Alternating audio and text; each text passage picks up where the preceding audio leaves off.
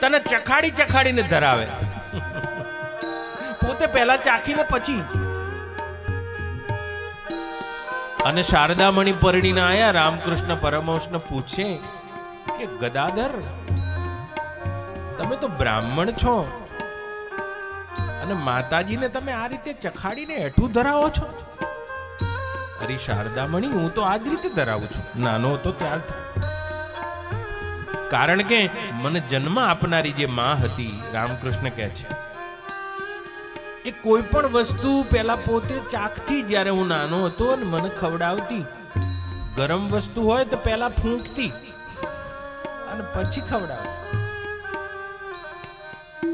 હું પણ મારી માને, આ જગત જનનીને, કાલીને પહેલા જોઉં છું, આમાં મરચું મીઠું ઓછું તો નથી, ક્યાં ગરમ તો નથી. ગરમ હોય તો પહેલા પંખો નાખી ઠંડુ કરે પછી ધરાવે છે. ના વિધિ જાણે, ના વિધાન જાણે, ના મંત્ર જાણે, ના તંત્ર જાણે. અને માત્ર તે ગદાધર ઉપર પ્રસન્ન થયેલી, રામકૃષ્ણ ઉપર પ્રસન્ન થયેલી, તે જ વખતના મહામહિમ બુદ્ધિની કક્ષા છે, એમાં પ્રજ્ઞાની કક્ષા સુધી પહોંચેલા વિવેકાનંદ જેવા,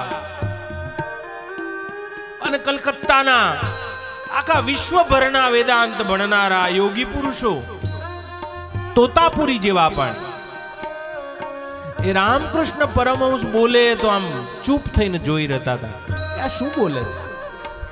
હા હા, જેની કૃપાથી મૂક પણ પંડિત હા બની જાય, પંગુ ઉલંગે પાડને ત્યાં વાર કઈ નવ થાય. પંગુ ઉલંગે પાડને ત્યાં વાર કઈ નવ થાય છે. જેની કૃપાથી ભક્ત જન ભવ સિંધુને તરી જાય છે. પાપી જીવો પણ પાપથી નિષ્પાપ સહેજે થાય છે. જેની કૃપાથી ભક્ત જન ભવ સિંધુને તરી જાય છે. પાણી ઉપર પથરા તરે મળદાસ જીવન થાય છે. જેની કૃપાથી વાદળા પણ દેખતા થઈ જાય છે. પાણી ઉપર પથ્થર તરે મળદાસ જીવન થાય છે. એવી ભગવતીની કૃપા છે હે જન્મે જે રાજા. અને જેના ઉપર થાય છે, જેના જેમાં બાળ સહજ હૃદય છે, નિષ્કપટ હૃદય છે, બાલવત મુને ચરેતી, બાળવત જેની નિર્દોષતા છે, ભગવતીને પોતાના પ્રત્યે ખેંચી લે છે. ભક્તિ શું છે બા? તે ભગવતીને તમારા પ્રત્યે ખેંચી લેનારી છે. જેના હૃદયમાં જેના ભક્તિપૂર્ણ હૃદય હોય છે, ભગવતી ખેંચાઈ આવે છે. લોહી ચુંબક લોખંડને ખેંચે તો નિયમ જ છે બા. ભગવતી આપણને ખેંચે એ નિયમ છે, પણ ઊંધું થઈ જશે નંદુબા. ભક્તિમાં જીવ તે ભગવતીને ખેંચી લે છે.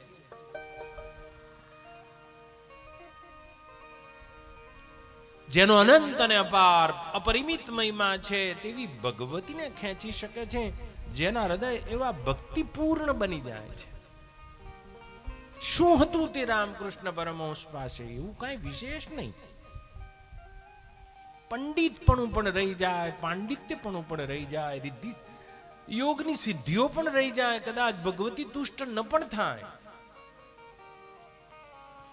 ભગવતી તો તુષ્ટ થઈ જાય છે કેવળ એવા ભક્તિપૂર્ણ હૃદયથી. જન્યતાશુ ચ વૈરાગ્યમ જ્ઞાનમ ચ યદ હૈતુગમ. અને આ ભક્તિના પ્રભાવ વડે જ્ઞાન અને વૈરાગ્ય એના હૃદયમાં નર્તન કરવાને લાગે છે. હે જન્મે જય રાજા, ભગવતીના અનેક રૂપો આપણે જોયા છે, એમાં એ અંબા, ત્રિભુવનેશ્વરી બધાની આત્મસત્તા પણ કોઈ કોઈમાં વિદ્યા રૂપે પ્રગટે છે. તે ચામુંડા અને વિદ્યા નથી તો જીવ જેનાથી બંધાયેલો છે તે અવિદ્યાની શક્તિ જ મહામાયા કાલિકા છે. એક રૂપ હોવા છતાં પણ બહુ રૂપે વિચરી રહી છે, તે બહુચર છે. કોઈ એને માં કે, કોઈ એને ઓ માં કે, કોઈ એને ઓ મૈયા કે, આ બધા માં, ઉમા, ઉમિયા આ બધા તેના કહેવાના પૂરતા નામ છે. તત્વમાં કોઈ ફરક નથી. કોઈ જયંતી કે, કોઈ મંગલા કે, કોઈ કાલી કે, કોઈ ભદ્રકાલી, કોઈ ચામુંડા, કોઈ ત્રિપુરા સુંદરી કહે છે, કોઈ ભુવનેશ્વરી કહે છે. અનેક અનેક રૂપો આપણે એને જોઈ છે.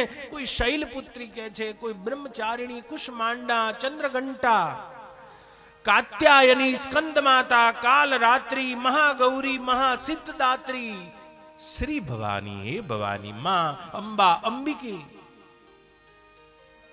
આવાના કેટલા કેટલા નામ અને રૂપો છે, હે જન્મેજય રાજા. અને તે ભવાનીનું ચરિત્ર તે મને પૂછ્યું છે. સારંગ બજાના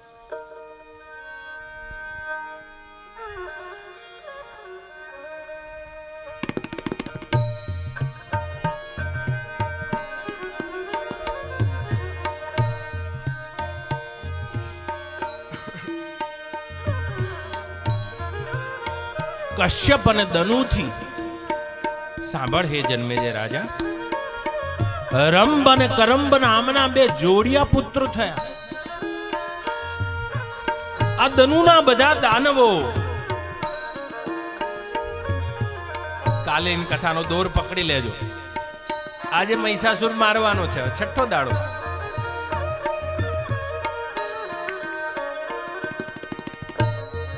એ દનુના પુત્રો રંબ અને કરંબા. કશ્યપ ને દનુથી રંબ અને કરંબ નામના બે દૈત્ય અસુરો થયા છે. દાનવનું કોઈથી પણ ન દબાય તેવું વિશેષ તેજ ધરાવનાર રંબ અને કરંબને પુત્ર ન હતો, હે જન્મેજય. અને બંને જણા તપસ્યા કરવાને માટે પંચનદ પહોંચ્યા છે. અને પંચનદના આટલા પાણીના પ્રવાહમાં કરંબ ઉભો છે, તપસ્યા કરી રહ્યો છે. અને તે પંચનદના કિનારે એક વટવૃક્ષના નીચે રંબ ઉભો છે, એક પગે. પંચાગ્નિ તપાવી છે અને અગ્નિદેવની તપસ્યા કરે છે. મારે પુત્ર નથી.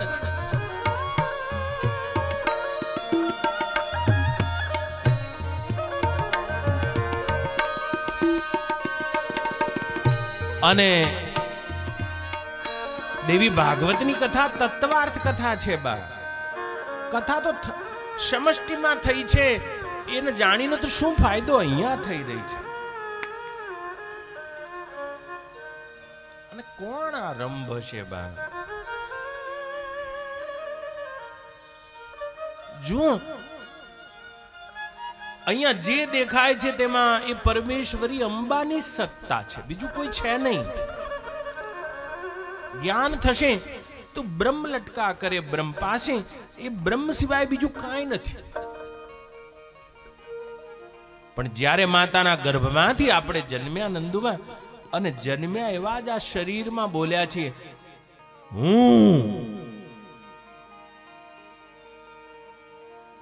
એ પરમેશ્વરીની સત્તામાં બીજું કોઈ નથી નંદુમાં, એ બ્રહ્મ જ છે. પણ આ શરીરમાં પ્રત્યક્ષ થઈ જવાથી, સાક્ષી ચેતન થઈ જવાથી, જે આ જોનારો ચૈતન્ય છે તે જ કશ્યપ છે. જેમ આકાશ અખંડ છે પણ ગઢામાં કપાઈ ગયું, ઘટાકાશ ગઢામાં કપાઈ ગયું, ઘટાવછિન્ન.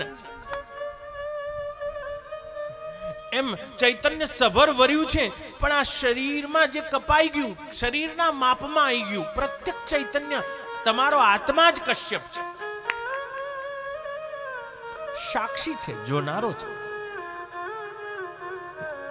અને કશ્યપની જે વૃત્તિ છે તે જ દનુ છે.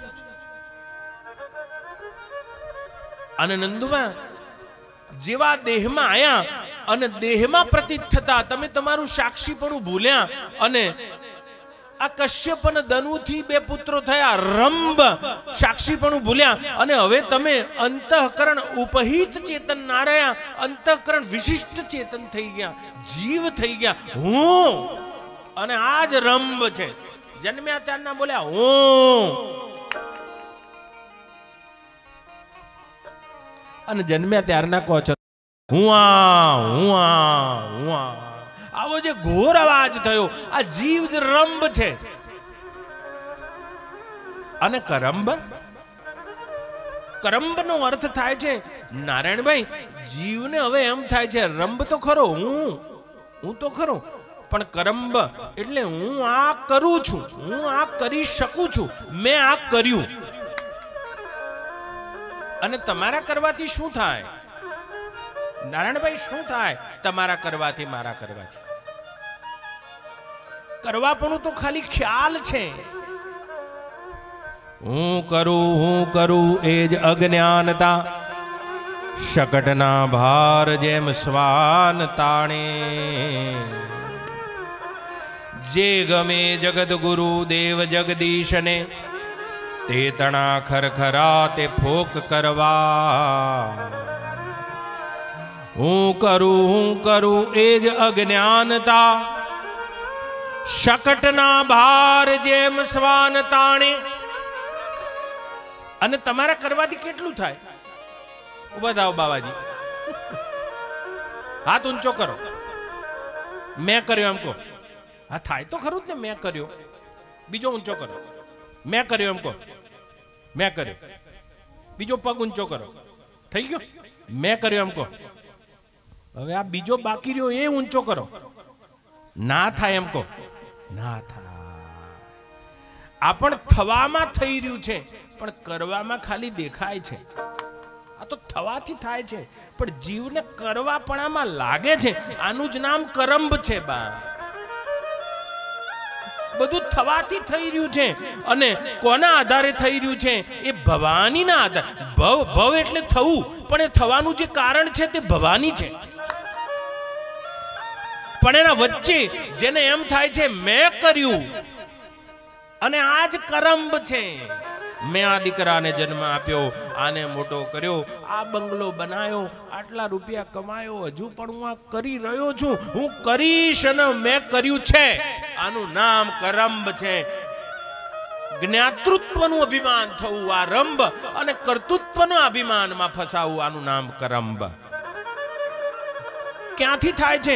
એ પરાંબાને નહીં જાણવાથી આ કર્તૃત્વ થઈ રહ્યું છે.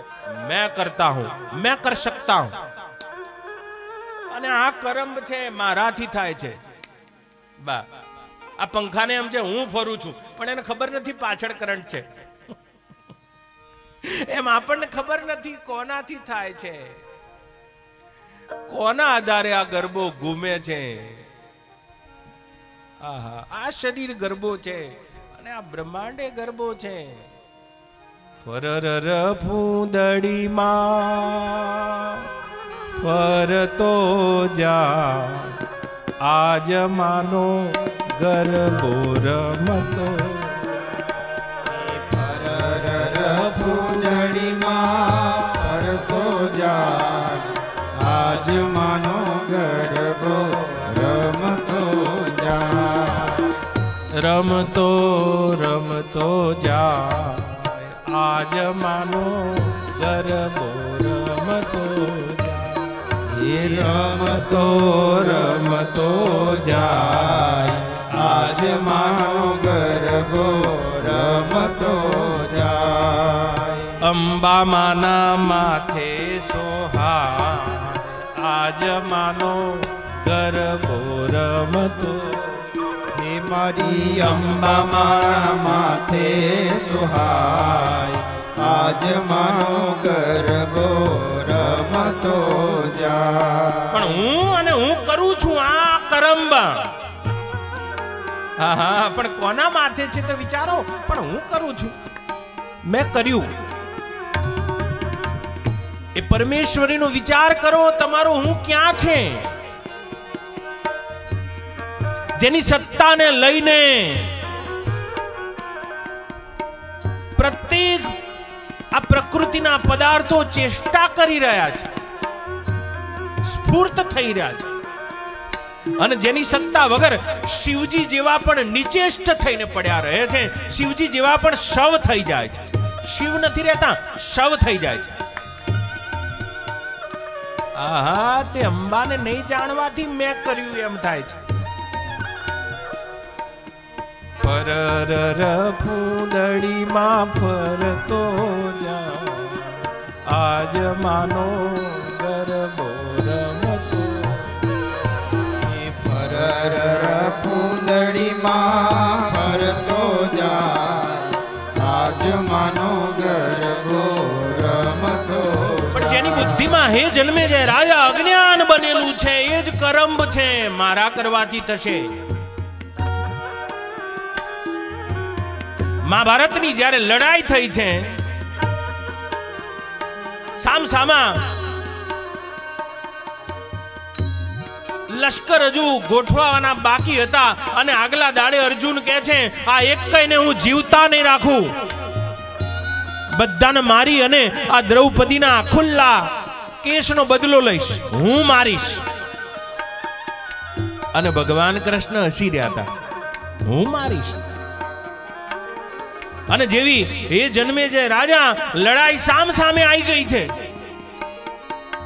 18 અક્ષોની સેના 11 અને 7 ના અનુપાતમાં વહેંચાઈ ચૂકી છે અને શંખ પણ વાગી ચૂક્યા છે, રંગભેરી રણભેરી વાગી ચૂકી છે, હાથીઓની ચિચિયારીઓ અને આક્રમણ થવાની તૈયારી. સિદંતિમમ ગાત્રાણી મુખમ ચ પરિશુષ્યતે. હે ભગવાન, હું આને નહીં મારું. મારું મુખ સુકાઈ રહ્યું છે, મારું ગાંડીવ સ્ત્રવી રહ્યું છે. એ વખતે ભગવાન હસે છે. અર્જુન, કાલે મારનારો હું અને આજે ના મારનારો હું. વિચાર તો કર, તારો હું ક્યાં છે? ભગવાન વિરાટ રૂપ બતાવ્યું છે.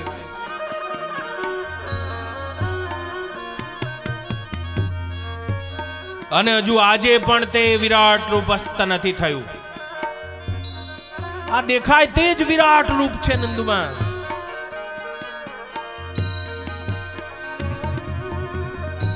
આ જે પૃથ્વી ઉપર 800 કરોડ લોકો રહે છે, તેમાં 90% તો પાણી છે. અને આવી પૃથ્વી તો આ તમારા બ્રહ્માંડમાં બાલના કરોડમાં ભાગ જેટલી પણ નથી. આવી તો 13 લાખ પૃથ્વી માઈ જાય, સમાઈ જાય એટલો મોટો તો સૂર્ય છે. અને આ સૂર્ય તો આ તમારી આકાશ ગંગાનો સૌથી નાનો તારો છે. આનાથી કરોડ ગણા મોટા તારા જે તમે રાતે આકાશમાં જોઈ રહ્યા છો, તે આ સૂર્ય કરતા તો કરોડ ગણા મોટા છે, પણ એટલે દૂર છે કે જેને લઈને ટમકતા દેખાય છે નંદુભાઈ. આવી તો એક આકાશ ગંગા, આવી અનંત આકાશ ગંગા, અને આભનો તો છેડો નથી.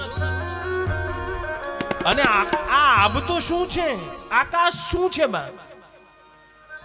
એ તો વિરાટ પુરુષની ખાલી નાભી છે, જેનો છેડો નથી. નાભી, નાભી, ડૂંટી નાભી, એ નાભી ઉપરથી નભ શબ્દ આવ્યો છે. એની નાભીનો છેડો નથી બા. તો એ વિરાટ કેવડો હશે? તો પદ પાતાલ શીશ અજધામા. પદ પાતાલ શીશ અજધામા. અપર લોક અંગ અંગ વિશ્રામ. અપર લોક અંગ અંગ વિશ્રામ. જેના પગ પાતાળ છે અને માથું બ્રહ્મલોક છે. એવા વિરાટ વૈશ્વાનરનું આ દેહ છે જે તમે જોઈ રહ્યા છો. અને એની નાભીમાં ખાલી આ નભ, જેનો છેડો નથી, એ નભ, એ વિરાટની નાભી છે. આવા તો કેટલાય વૈશ્વાનરો બ્રહ્માની કલ્પનામાં છે. અને આવા તો અનંત બ્રહ્માઓ એ હિરણ્ય ગર્ભ ની કલ્પનામાં છે. આવા તો અનંત હિરણ્ય ગર્ભો તે ચિદ બ્રહ્મ નારાયણની કલ્પનામાં છે. અને આવા તો અનંત ચિદ બ્રહ્મ એ પરાંબાના સંકલ્પમાં સર્જઈને લીન થઈ જાય છે. આમાં તમે ક્યાં છો નંદુબા? પણ થોય થાય છે હું છું અને હું કરું છું રંબ કરંબ. અને જ્યાં અર્જુન વિરાટ સ્વરૂપ જોયું છે, કૃષ્ણ અને કાલી તત્વથી તો એક જ છે, જો તત્વ જ્ઞાન થાય તો. અને જ્યાં જોયું બા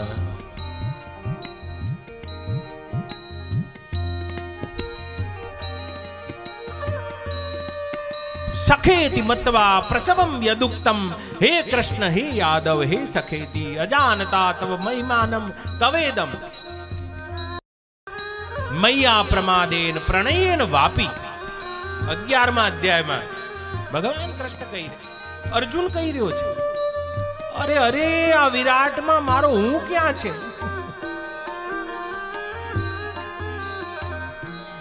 હવે ગાંડીવ પડ્યું એના ખભેથી બા સાચુકલું. અને ગાંડીવ એટલે શું? ગાંડીવ એટલે ગાંડપણ. હું છું અને હું કરી શકું છું. અર્જુનનું વિરાટ રૂપ જોયા પછી ગાંડીવ પડી ગયું છે ખભા ઉપરથી, પણ હજુ આપણા ખભા ઉપર મોજૂદ છે. હું કરી શકું છું. આજ કરંબા ખાલી 5000 રૂપિયા પગાર આવતો હોય, એમાં તો આખા ઘરને અદ્ધર રાખતા હોય. હું બધાને જીવાડું છું. હા,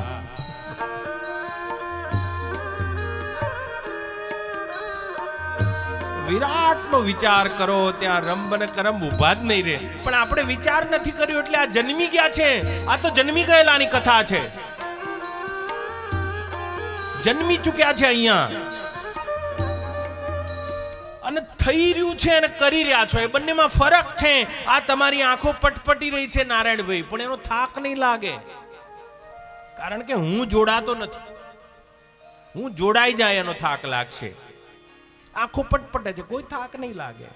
હૃદય ધબકી રહ્યું છે નંદુબા તમારું જન્મ્યા તારનું, પણ થાક નહીં લાગે, કારણ કે હું નથી જોડા. રંભ જોડાય છે ત્યાં જ કરંબ ઉભો થાય છે. નકર તો ભવાનીની સત્તાથી થઈ રહ્યું છે. અહીંયા હૃદય ધબકી રહ્યા છે, આંખો પટપટી રહી છે. આ જેટલી બ્રહ્માંડમાં ઉથલ પાથલ થઈ રહી છે, એટલી 3.5 હાથની કાયામાં થઈ રહી છે. કોણ કરી રહ્યું છે? બા, આ શરીરમાં લોહી ફરે છે, 72,000 નાડીઓ છે નારાયણભાઈ. અને 1 કલાકમાં આ બધું એ રક્ત 3,92,000 કિલોમીટરનું અંતર કાપી નાખે છે બા. 1 કલાકમાં 3,92,000 કિલોમીટરનું અંતર છે. 1 કલાકમાં રક્ત કાપી લે છે. એ ગતિ છે એની. 1 કલાકમાં આટલું કપાઈ જાય છે. તમે ક્યાં છો નંદુબા આમાં? પિંડેશુ બ્રહ્માંડે, અમારા ગોરખનાથજી કહે છે, જે પિંડમાં થઈ રહ્યું છે તે બ્રહ્માંડમાં થઈ રહ્યું છે. તમે ક્યાં છો? વિચાર તો કરો વિરાટનો.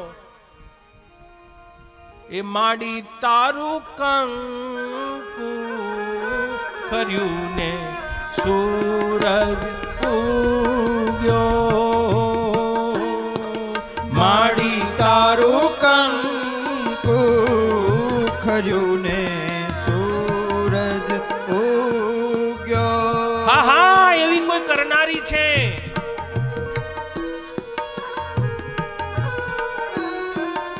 ત્રણ 3,92,000 કિલોમીટરનું અંતર આ રક્ત કાપે છે 1 કલાકમાં.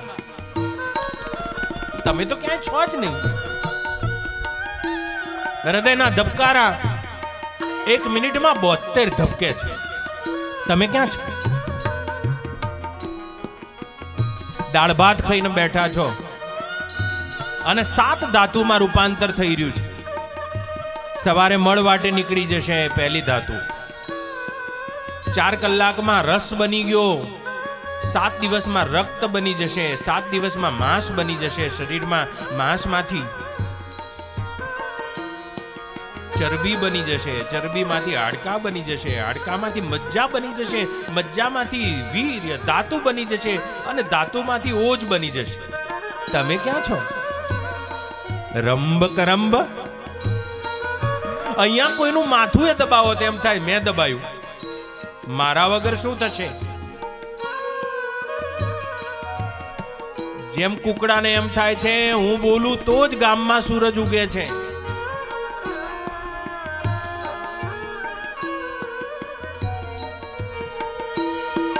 માડી તારું કંકુ કર્યું ને સૂરજ ઉગ્યો, જગ માથે જાણે પ્રભુતાએ પગ મૂક્યો, કંકુ કર્યું ને સૂરજ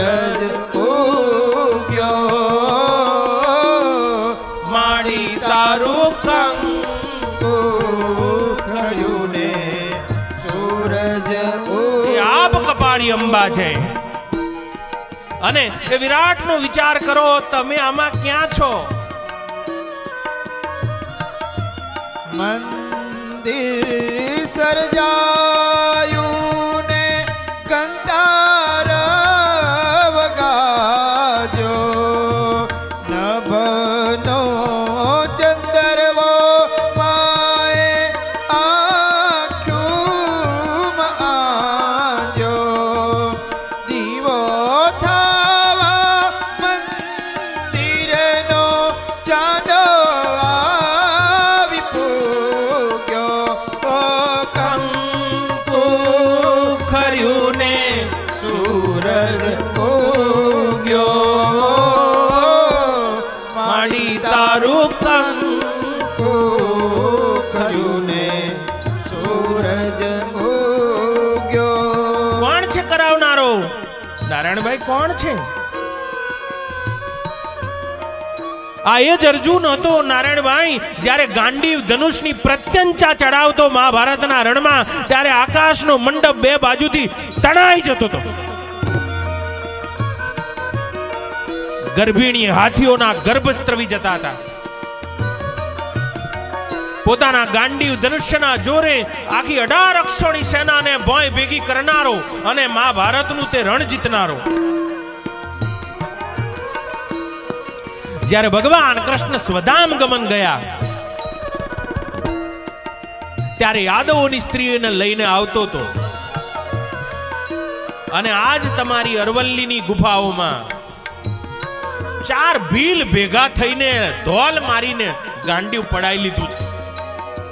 આ એ જ અર્જુનને. અને ત્યારે એને ખબર પડી છે મને ચાવી ચડાવનારો કોક હતો. હા, જુઓ ને નારાયણભાઈ, આ માટીનું પૂતળું તમારી આગળ બોલે છે. હા હા, પણ આને ચાવી ચડાવનારી કોક છે. અને આ માટીનું પૂતળું મારા આગળ ફરી રહ્યું છે બા. હા હા હા, કોઈ વિદ્વાન છે, કોઈ રાજા છે, કોઈ ધનેશ્રી છે, કોઈ ધનપતિ છે, કોઈ યોગી છે, કોઈ સિદ્ધ છે. પણ હા હા, આ બધાને ચાવી ચડાવનારી કોક છે, તેનું નામ અંબા છે.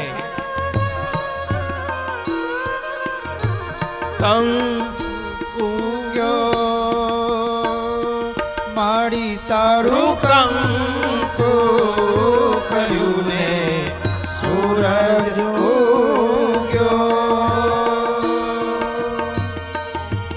માવડીની કોતમાં તારા ને મોતી, જનની આંખોમાં પૂનમની જ્યોતિ, છદી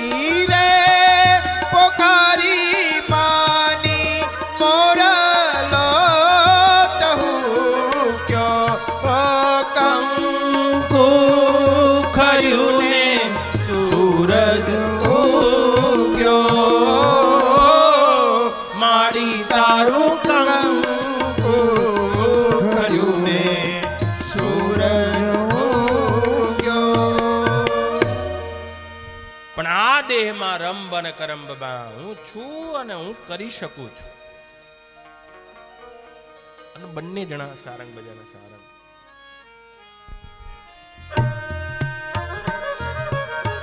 બંને જણા તપ કરવાને બેઠા છે. અને જોજો આ દેહમાં ઘટતી કથા છે. અહીંના ઘટે ત્યાં સુધી છેડા નહીં મળે. આ વ્યાસની કલમ છે.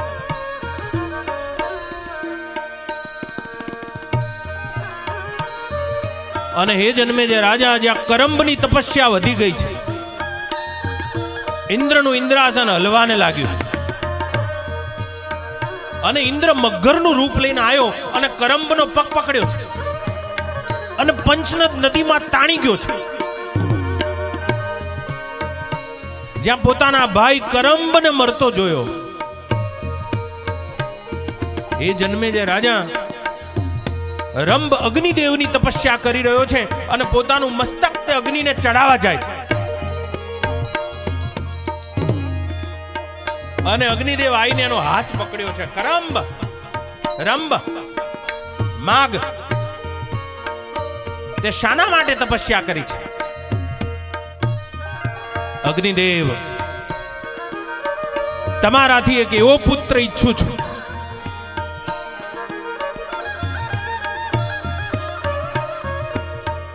જેને કોઈ દેવ, દાનવ, યક્ષ, કિન્નર, ગંધર્વ,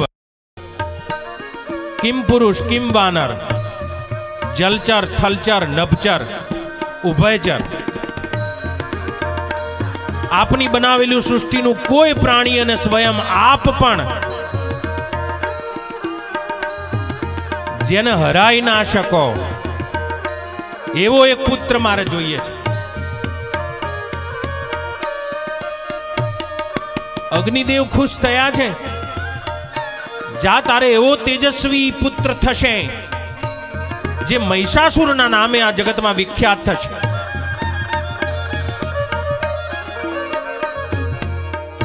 પણ તારો જે સ્ત્રી ઉપર ભાવ થશે એ સ્ત્રીથી આ પુત્ર થશે. એ જન્મે જે રાજા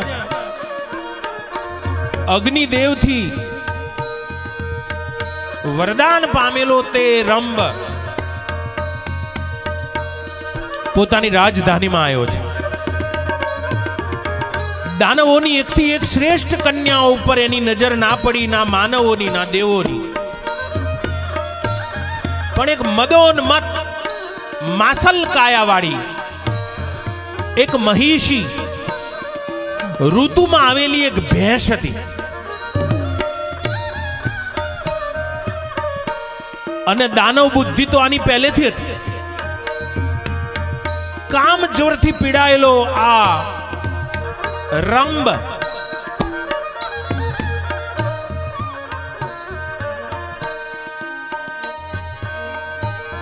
એ ભેંસ સાથે બિલકુલ અપ્રાકૃતિક અને અસહજ મૈથુનમાં ઉતર્યો છે. એ દાનવ રંભના અમોઘ તેજ વડે તે મહિષી ભેંસ ગર્ભવતી બની છે. પણ હે જન્મે જે રાજા, જેમ ઋતુમાં આવેલી ભેંસને જોઈને જેમ પશુઓમાં તેને મેળવવા માટે ઝઘડા થાય, એમ કેટલાય પાડા એની જોડે આયા છે.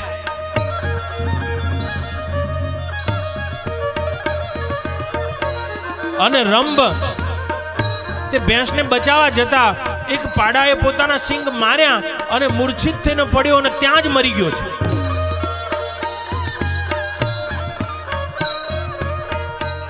બધા દાનવો ભેગા થઈને એ રંભની ચિતા ખડકી છે. અને બધા જ્યાં ઊભા છે એની ભળભળ પડતી ચિતામાં તે ગર્ભવતી થયેલી ભેંસ બળબડતી ચિતામાં પ્રવેશી ગઈ છે.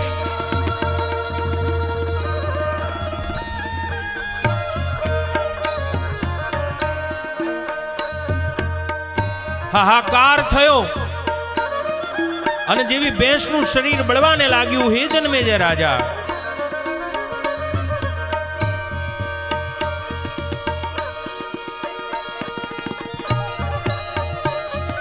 એ ભેંસના શરીરમાંથી એક વિકરાળ પાડો જન્મ્યો છે. પાડાનું શરીર છે અને જન્મ્યો એવો ભાંભરવા લાગ્યો છે. અને એના ભાંભરવાનો અવાજ સાંભળીને હે જન્મેજય રાજા, દિક્પાલોના મોઢામાંથી પૃથ્વીના છેડા છૂટવાને લાગ્યા છે.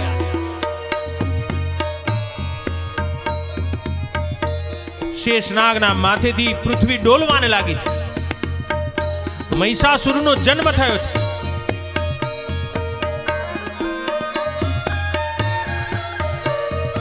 હે જન્મેજય રાજા, અને જે રંભ ની ચિતામાં એનું મળતું હતું અને તેની કાયામાંથી એક રક્તબીજ નામનો અસુર જન્મ્યો છે.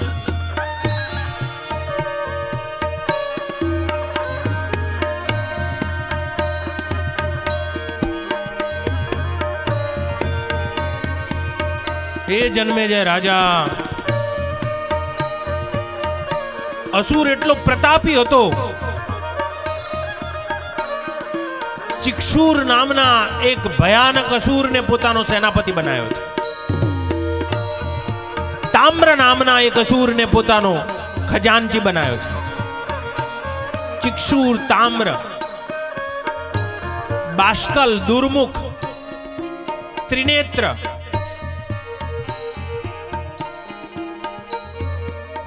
અંધક, અસિલોમા,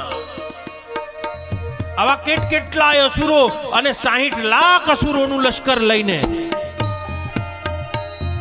પૃથ્વી ઉપર ઘૂમવાને લાગ્યો છે. કેટલીક વાર દેવોને જીતે, કેટલીક વાર હારે. અને મેરુ પર્વતની તળેટીમાં તપસ્યા કરવાને ગયો છે. એ જન્મેજય રાજા એવી અઘોર તપસ્યા કરી છે, 100 વર્ષ સુધી બ્રહ્મદેવનું તપ કરીને બ્રહ્મદેવને પ્રસન્ન કર્યા છે. બ્રહ્મદેવ, મને અમર થવાનું વરદાન આપો. આ કાયાથી કોઈ અમર ના થઈ શકે. એના અથવામાં કંઈક માગી લે. એકબીજાને સગા શું થાય? બાપ દીકરો થતા હશે, તારે કાકો ભત્રીજો થતા હશે. નામ પાડવું તો પાડો, આ કાકો ને આ ભત્રીજો, જેથી કરીને વ્યવહાર સારો થાય. અને આવું કશું છે નહીં. પાણીમાં 2 માટલા હોય, બા ઘરમાં જોડે રહેતા હોય, તો આ બંને શું સગા થતા હશે? માં દીકરો થતા હશે. આ એ માટીનું છે ને આ એ માટીનું, તો આ શરીર એ માટીનું છે ને આ એ માટીનું છે. આ બંને શું માં દીકરો થતા હશે? મોહન અંધ કિન્હ કે હી કે, મોહન અંધ કિન્હ કે હી કે. આ માં દીકરો જ છે, પણ વ્યવહારથી વધારે આ કાંઈ નથી, સત્ય નથી. પણ એવું એક સંમોહન, મારો દીકરો છે તો મને મારો માનશો ને, તો પેલા મહાત્માજી બેઠા છે તમને બીજા દેખાશે, પારકા. ભાગ પડી ગયા. જેમ ધૃતરાષ્ટ્રને ભાગ પડ્યા, મામકા પાંડવાશ્ચૈવ કિમ કુર્વત સંજય. અને આંધળો એટલો છે, પોતાના પુત્રોને ભાળ્યા, કૌરવોને ભાળ્યા, પાંડવોને ભાળ્યા, પણ આખી એ સેનામાં ભગવાનને ના ભાળ્યા. માણસ, તમે ગીતા રોજ વાંચો છો. ધર્મક્ષેત્રે કુરુક્ષેત્રે સંવેતા યુત્સવ મામકા પાંડવાશ્ચૈવ કિમ કુર્વત સંજય. મારા અને પાંડુ પુત્રોએ શું કર્યું જરા કહેજો. કોણ કે છે આંધળો છે? સૌથી પહેલો બોલ્યો છે. આનો અંધાપો એટલો જ છે કે એને આખી સેનામાં ભગવાનને ના ભાળ્યા.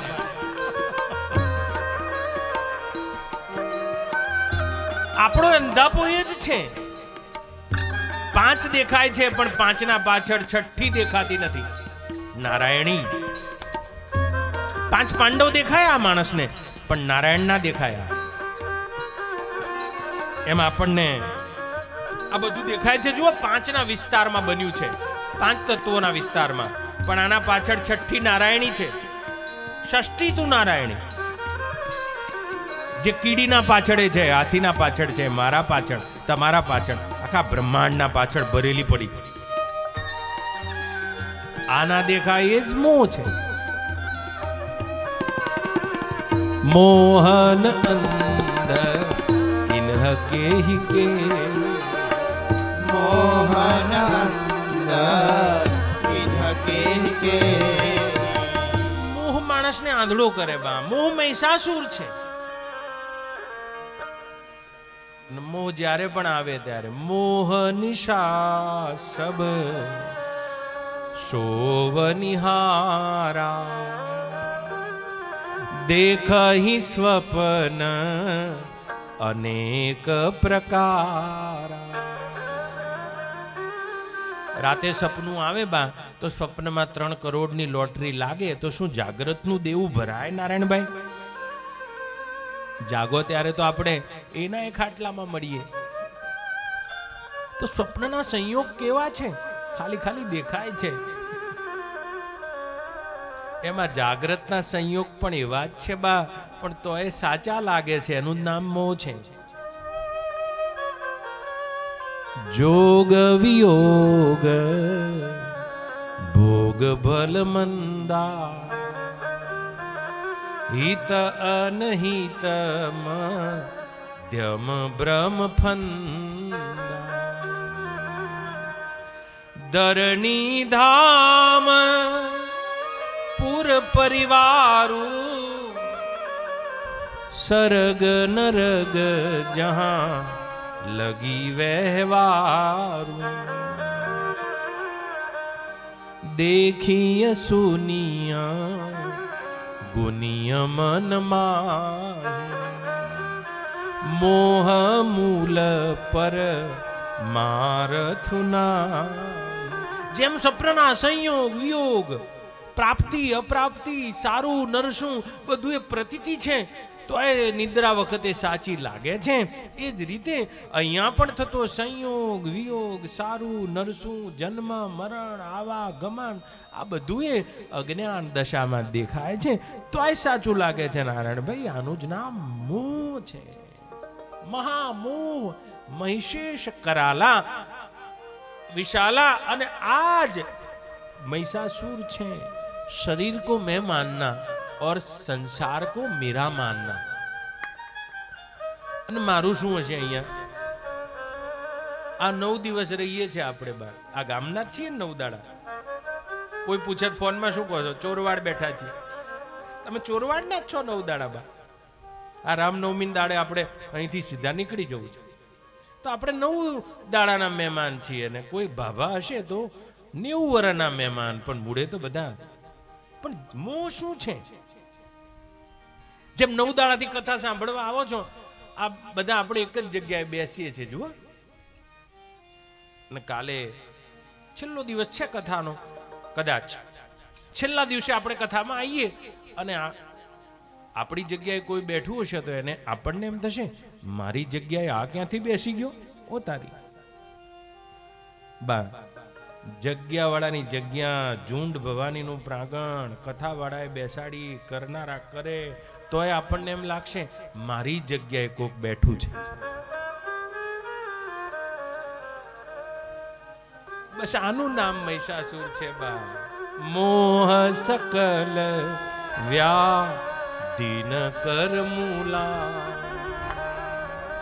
અને બધાએ એ મહિષાસુર માંથી જન્મે છે. સારંગ બજાડ્યો.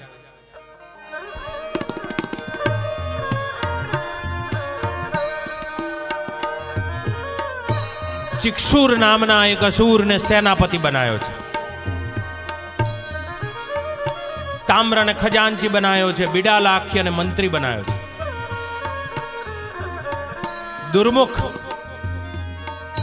અસિલોમાં, ત્રિનેત્ર, અને એ જન્મે જે રાજા ચિક્ષુર અને તામ્ર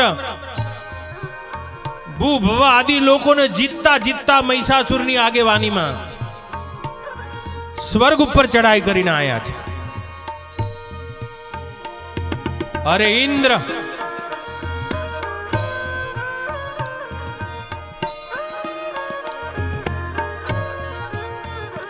આ સ્વર્ગ ખાલી કર. બધું જીતતા જીતતા અમે આયા છીએ અને અમે મહિષાસુરના સેનાપતિ ચિક્ષુર અને તામ્ર છીએ.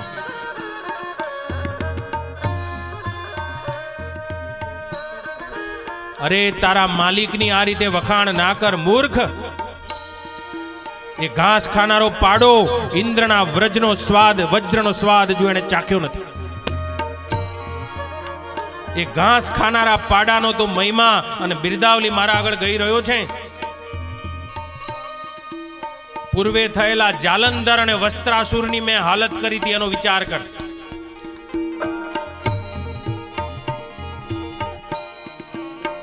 જા અને તારા માલિક સહિત પાતાળમાં જતો રહે. મનમાંથી એ ખ્યાલને મટાડી દે. એ જન્મે જાય સંદેશો લઈને સંક્ષેપ કરતો જાઉં. સંદેશો લઈને એ મહિષાસુર પાસે આયા છે અને તામ્ર કહે છે કે મહારાજ,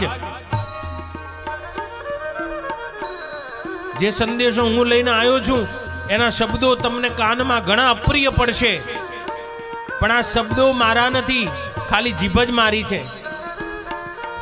એણે કીધું છે કે તારો માલિક ઘાસ ખાનારો પાડો છે. આ વચેટિયા હોય ને એ જ ઘી હોમતા હોય. આવું જા એ પાડાને કહેજે. અને હે જન્મે જે રાજા, જ્યાં પાડો કીધો છે, પોતાના પૂંછડાને પીઠ ઉપર રાખીને એકદમ લાલ આંખ કરેલો, ઈચ્છા પ્રમાણે રૂપ બદલી શકતો તે મહિષાસુર, તીવ્ર ગંધવાળી મદિરા પીધેલી છે અને પોતાના પૂંછડાને પીઠ ઉપર કરીને ઉભો ઉભો જોરથી મૂતરવાને લાગ્યો. અને હે જન્મે જે રાજા, 60 લાખના લશ્કરને લઈને ચડ્યો છે.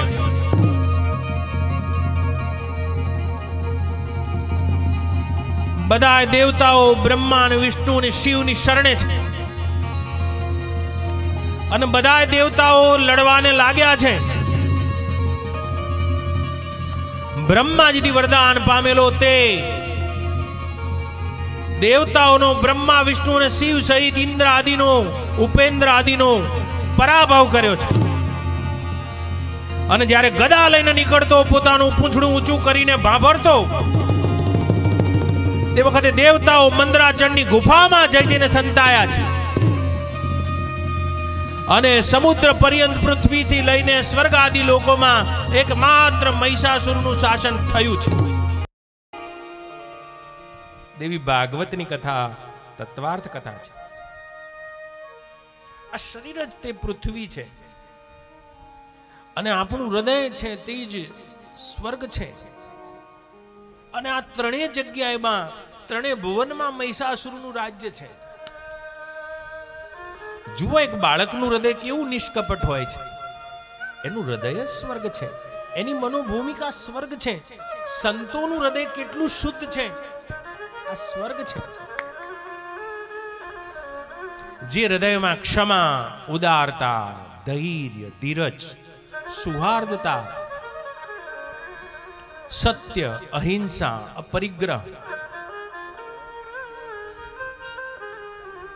તપ, સ્વાધ્યાય, દાન, દમન, આવા શુદ્ધ ગુણો રહેતા હોય તે હૃદય સ્વર્ગ. પણ આપણું હૃદય જોજો, મહિષાસુરે ઘેરી લીધું છે. અને મહિષાસુરનો પ્રથમ સેનાપતિ ચિક્ષુર. આ ચિક્ષુર છે, કામ છે. ચિક્ષુર કામ છે, કામના. અને આપણા બધાનું હૃદય કામનાથી તપ્ત રહે છે. તામ્ર છે તે લોભ છે. ખજાનચી છે આનો બા, લોભ. અને લોભ વડે આપણે એવા શેકાઈ ગયા છીએ, એવા તપેલા છીએ, તપ્ત છીએ, સંતપ્ત. જેમ જેમ લાભ વધતો જાય તેમ લોભ થતો જાય છે. આ તામ્ર છે. આના ઉપર એક કથા થાય એવી છે, પણ આ ટૂંકમાં કહેતો જાઉં. ચિક્ષુર કામ છે, તામ્ર લોભ છે. બિડાલ મદ છે, નશો છે. મદ અભિમાન. જો જેને કામ હોય એ નાચવાનો કોઈ માણસ. કોવા દરિદ્ર વિશાલ તૃષ્ણા. જેની તૃષ્ણા વધારે છે, આજ દરિદ્રતા, એની ઈચ્છા પૂરી થતી જ નથી.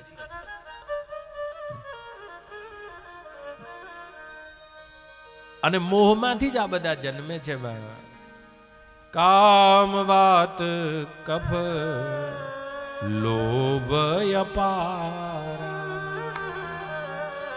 ક્રોધ પીત નિત છાતી જારા,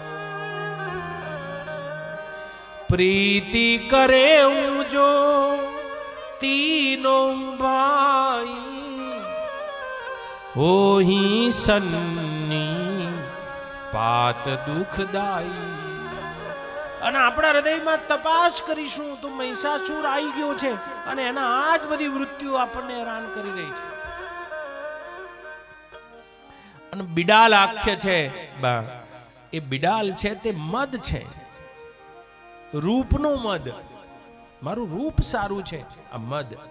રૂપિયાનો મદ, સત્તાનો મદ, જ્ઞાનનો મદ, શ્રીમદ.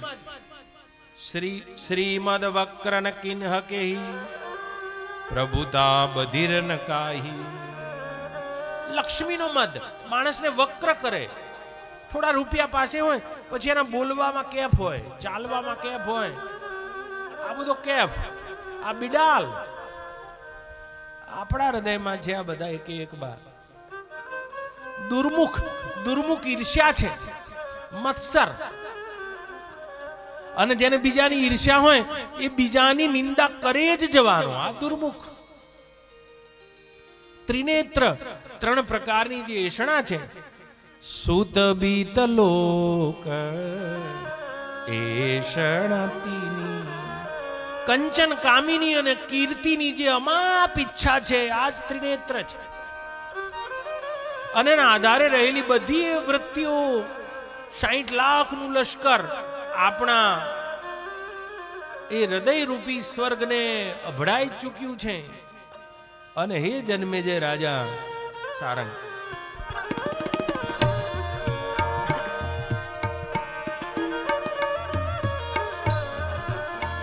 હે જન્મે જાય, બધાય દેવતાઓ વિષ્ણુની શરણે ગયા છે.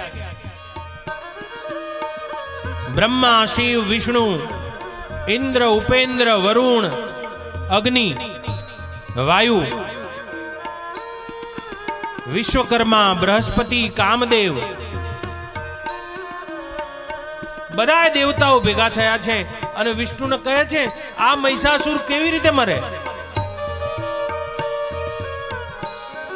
અને હે જન્મે જય રાજા, ભગવાન વિષ્ણુ કહી રહ્યા છે, જેને પ્રલયકાલીન જળમાં મુજ બાલ મુકુંદને વડના પાંદામાં પોતાની શક્તિ વડે હિલોળા ખવરાયા હતા. અને એ સૃષ્ટિના અંત વખતે મેં તે પરાંબાનું દર્શન કર્યું હતું, જે જ આપણા બધાના અંતઃકરણમાં શક્તિ રૂપે રહેલી છે. એ જગત જનની અધિષ્ઠાત્રી અંબા ભુવનેશ્વરી ભવાની, જયંતી, મંગલા, કાલી, ભદ્રકાલી, કપાલિની, તારા, શાકંબરી, બગલામુખી, ચિત્રા, પુષ્પા, શૂન્ય મસ્તાક્ષિણી, ડાકિની, શાકિની,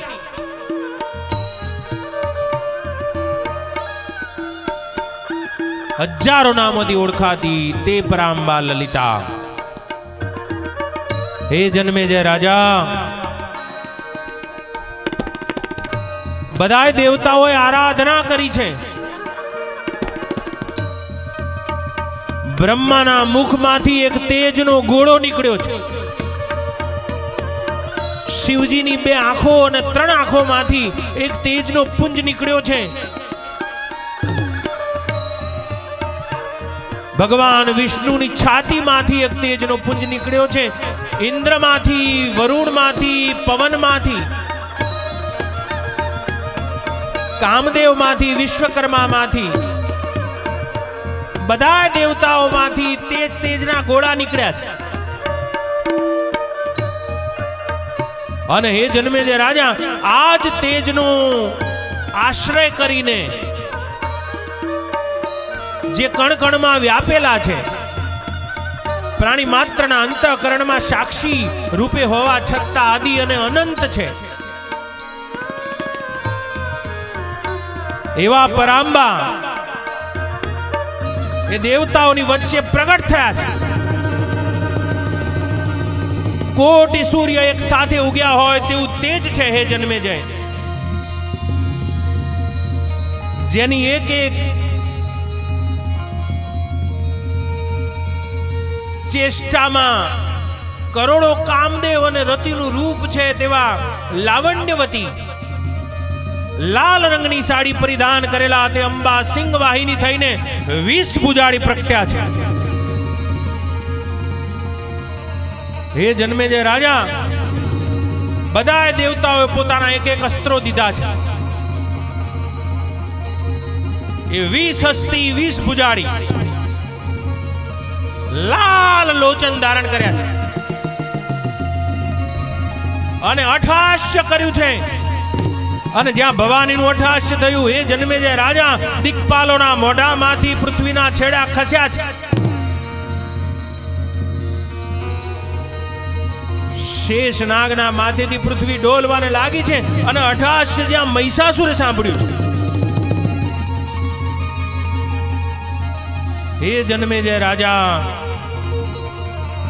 બધા દેવતાઓ તે ભગવતીની સ્તુતિ કરે છે.